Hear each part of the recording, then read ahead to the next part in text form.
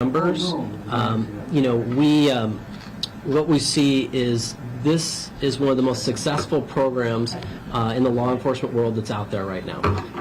The really basics, just to start us off, is that really the auto theft task force started in July of 2023. At that time, we were, as a community, really suffering from really an epidemic of stolen cars. It was having a massive impact on our community. That month alone, there were 609 vehicles stolen in just that 1 month. What we've seen, when we fast forward to today, is that just in March of this year, we've reduced that number by nearly half. So we're down to 313, I think, for the month of March. So we've just seen a huge turnaround. And this has been really, it was started out by officers in East Precinct. Quickly, we had, of course, members of the public. You're going to hear from them today as well that joined. We brought in our auto theft task force DA, Cody Linderholm, and the results have spoken for themselves. This is a wildly successful program, and it works because it brings in all the elements I believe that the community wants. Community coordination, law enforcement coordination, and then an overall effort to really get at those individuals that are impacting our community. And then above and beyond that horrible impact of someone losing their vehicle, not being able to take their kid to school, get to work, these are individuals that are having their livelihoods turned upside down. Tools are stolen. They can't actually perform their job. This also involves, and Cody's going to get into this more, but an outsized impact. We're seeing lots and lots of firearms taken off the street. Just a huge impact on public safety overall. And so, with that, I'd like to take a moment and introduce Ms. Noble Napoleon. Yes. And we'll have you spell your name so that they have it. But she's an individual who has directly experienced this firsthand. And I think she can certainly speak to the value of this work and the impact of this crime that it has on individuals. I'm going to move the mics real quick. There we go. Good evening. My name is Noble Napoleon. The first spelling of my name is N-O-B-L-E. The last name is N-A-P-O-L-E-O-N, Napoleon. And I'm here because I was brought down to express the feeling of it's breathtaking to have your car taken away from you. You are away from home, and all of a sudden you see your car passing by, and you say, "What is this?" So here's someone else towing your car on a tow truck. And I thought, wow, I thought I left it at home. So I jumped in traffic behind an individual in his tow truck. I stayed on him. I guess we must have went for 2 or 3 miles maybe, till I could finally pivot in front of him and ask him what was he doing with my car. He said, "Oh, that belongs to my friend." "Oh, no, that belongs to me." And he argued me a little bit. I said, "You know what? If my car don't get back where it came from, you won't see the light of day." And I meant every word. And I had 2 little girls in the car with me that day. They were 8 and 9. So he said, oh, okay. So he turned around and started back to the main thoroughway. And I followed him all the way. I stayed right on his tail. He speed up, I speed up. And I couldn't get to the side of him at one point because traffic was heavy, so I drove on the side to keep up with him. But at one point, this young man pulled over around 57th and Prescott, and he stopped his truck, and he came back to me. He says, "Oh, do you want me to take it down right now?" "No." "Is that where you got it from?" He said, "No." I said, "Then you're going to take it back where it came from." He jumped back in his car. I jumped right back behind him. I trailed him all the way back to where I live, which is 1720 Northeast 66th Avenue. And he pulled my car and unhitched it. I took down the tag number, and I called the police. And I told them that I got my car back. And I told him, I said, you know, it didn't take that much. I mean, at that time, I was 79 years old. Now I'm 80. So it didn't bother me one way or the other. He just didn't want me to do something bad to him, I don't think. So it's a bad feeling. And, you know, you feel like something that you have to use get taken away from you. Maybe your purse or something gets snatched, okay? And you want to beat the crap out of somebody. You know, fear doesn't seem to grab you like that. What grabs you is, I want to punch you out, okay? So I'm glad that I did what I did to get my car back. And as far as progress go, I think things have really jumped off for a good start. Yeah. I really do. So we need to hang in there. And my understanding is that you worked with Cody on, Yes. on this, and so perhaps we can have Cody Linderholm, our deputy DA who handles these cases, and talk a little bit more about that experience and really overall what you've been up to.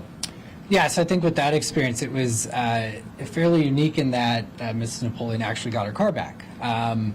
Without the help of my investigator who'd been looking at the defendant in this case, Mr. Joseph Beard, we had some investigation already pending, and then we received information from Mrs. Napoleon that she had a plate, she had a description of the person, and a description of the truck. Unbeknownst to him, we'd already been investigating him and his truck and the cars that he was taking to recycle at Rivergate and some of the other facilities. So definitely a unique situation where somebody gets their car back because without the task force and without the help of law enforcement, but also investigators, this would have just been another case. You know, it would have been, hey, somebody just took my truck or my car, and I don't know what that was about. He said it was a friend's car, but we knew through our investigation, our resources, that no, this person is actively trafficking vehicles. We have the resources to show that, and then we were actually able to prosecute and take that case to trial and get a conviction. And I think while it's unique for Mrs. Napoleon that she has her car back, there was damage that was done. So she's still out of pocket for the restitution that was ordered after trial, and that's something that she has to pay for. And it's hundreds of dollars because somebody in the community comes, takes property that's not theirs with the intent to crush it and get cash or whatever he was going to do to dispose of that vehicle, and she's still out money. And that has an impact for her and people in the community that either get their car back and it's totaled or get their car back and there's a lot of repairs that need to happen to that. So definitely a unique case, but for good police work and our investigator here at MCDA, I don't think that never would have been a case. And I don't think we would have been able to put the defendant away for as long as we did. But could you talk to us a little bit about, are those one-off issues, or are you dealing with some of the larger trafficking issues in the resale of stolen motor vehicles, things of that nature? Yeah, so when I took over in July of 2023, my goal or my focus really was the prolific offenders. So as DA Vasquez said, we were dealing with numbers around 600, just over 600. In November of 2021, we were at 1,200. So we've steadily seen this decrease in numbers as we've gone. But, oh wait. Quick time out.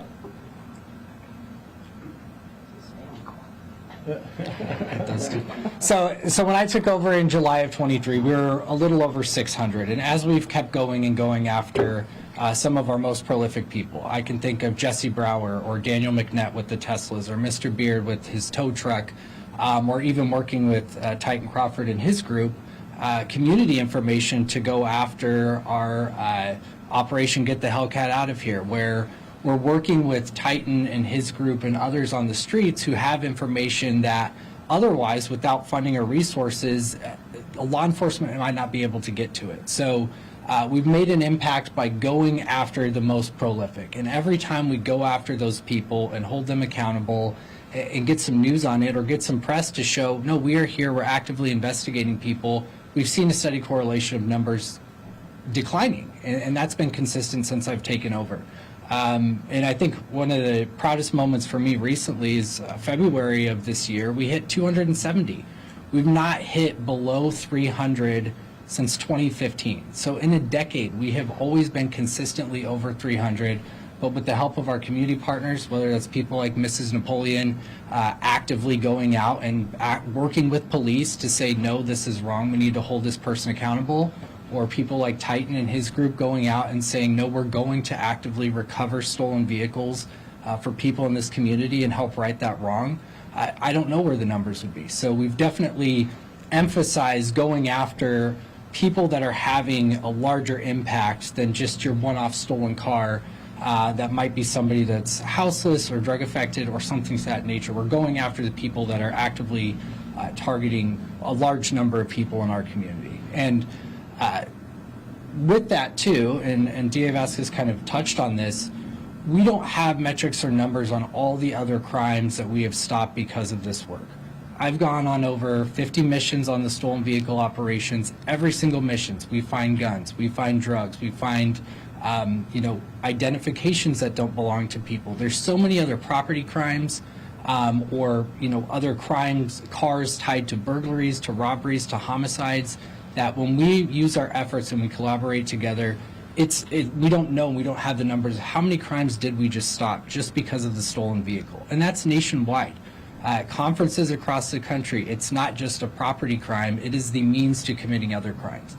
And when we focus on the prolific offenders and focus on getting those vehicles or people associated with those vehicles off of the streets, you're going to have an impact on the entire community and not just the people who have their vehicles stolen.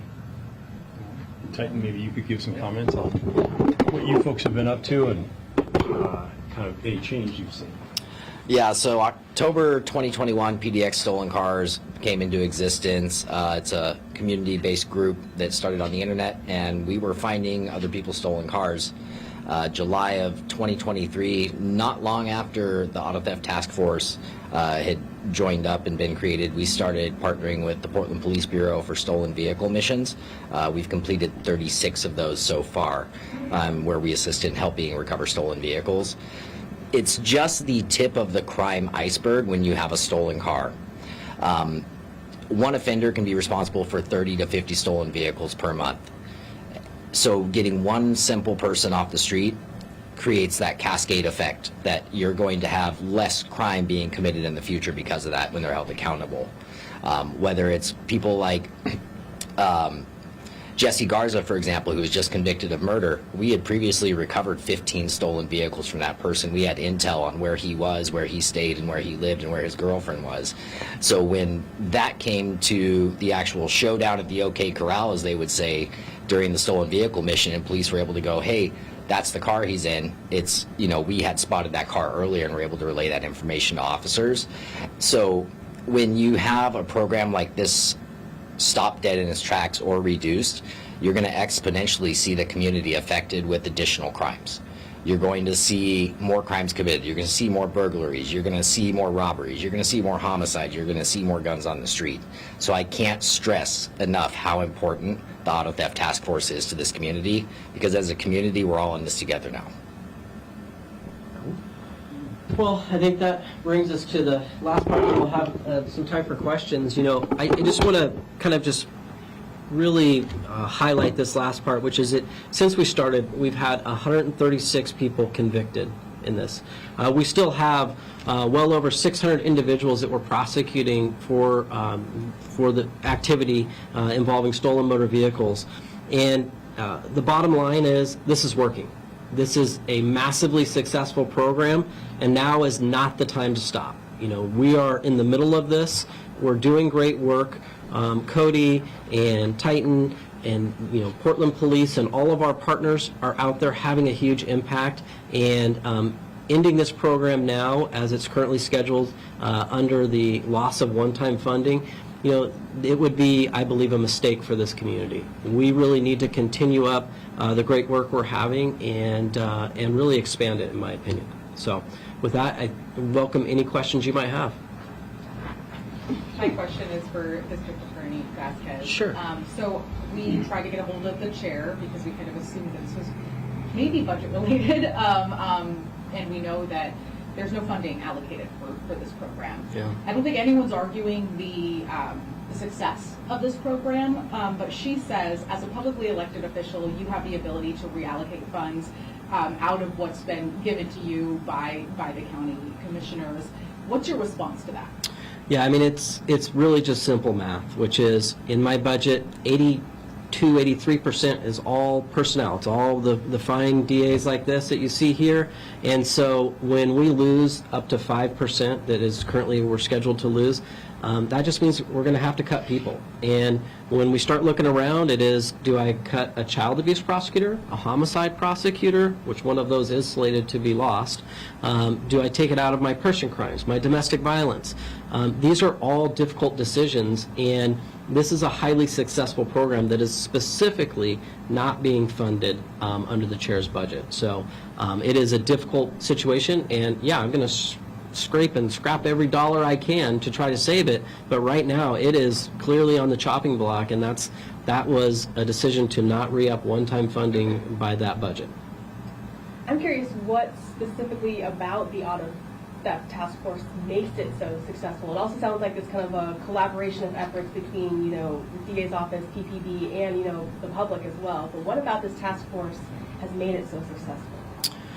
Well, I'm going to let Cody talk to it a little bit, but I'll say that there are some components that are very, essential. The data-driven approach that Portland Police has used really has changed the numbers around. In other words, they partnered with, I believe it's OHSU, to come up with a very scientific approach to make sure that the cars that they're stopping are in fact at a high probability of being stolen. So that's number one, the data. Number two, you hit it on the head, partnership, right? It is, yes, Portland Police do a great job, but that gets just absolutely supersized when you add in a dedicated DA, you add in dedicated citizens that are out there, the eyes and ears on the street. You put that all together, and you have a massively successful program. Cody, did I miss much there? No. No. Yeah, I think DA Vasquez already said it, but it's just collaboration. I'm at East Precinct. I'm on all of the missions. I've been involved since day one. It's important to have relationships with police officers, have relationships with people in the community, and be able to know where are areas where this is happening, who are people that are alleged to have been committing these crimes, and then you can focus your attention on going after the high volume people. And the other thing, like DA Vasquez just touched on, Portland has come a long way, the Bureau has, in investigating crimes and using OHSU and that data to leverage better police reports and to leverage better communication. So really it is just communication and having myself be involved with police, whether that's Gresham, whether that's county, whether that's Portland, knowing that they have my number, they can call me at any time, and getting out into the field, seeing things firsthand, and working on cases and identifying problem people throughout the investigations to link people together and then go after it holistically. And then bringing in the public, communicating with victims, communicating with Titan and his group to say, what do we have? What are you guys seeing? How can we make things better with what you see that's going on every day when you're out there recovering stolen vehicles? I have a question for Mr. Napoleon. Crazy story. I'm so glad that you were able to get your car back. I want to know how you felt when you saw the man who stole your car, get convicted and eventually he's in prison now. So I guess what were the feelings, getting justice for this case? I felt that this was necessary. It brought relief to me, and to know that this man had to have been casing and looking around for cars. And my car was sitting there, okay? So to me, I felt really hurt. And to be at a service station and see your car rolling by, you feel like, where in the heck? My maintenance people where I live, they had asked my sister, did your sister send her car to the shop? And she said, no, she didn't know that. So one of them told me, we see the guy hooking it up. And then when I made him bring it back, they saw the guy unhooking it. And they all just cheered, Miss Napoleon, how you do that? You shouldn't do that. You're 79 years old. Well, if I didn't do it, who was going to do it? I have a baseball bat in my car. I know how to beat somebody the hell down. But I didn't have to. I just spoke. And I told him. I meant what I said. You know, because that hurt. With 2 little kids in the car, you would feel really bad that, oh, my Nana is doing things like this. Yeah. I mean, I didn't shoot him.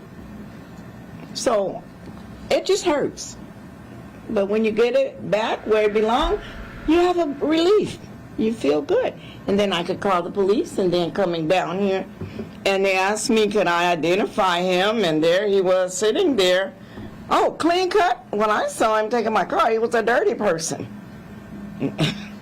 So, of course I could identify him. I didn't want to jump on him. I just looked at him. Did I? You didn't jump. Thank you. You're welcome. All right.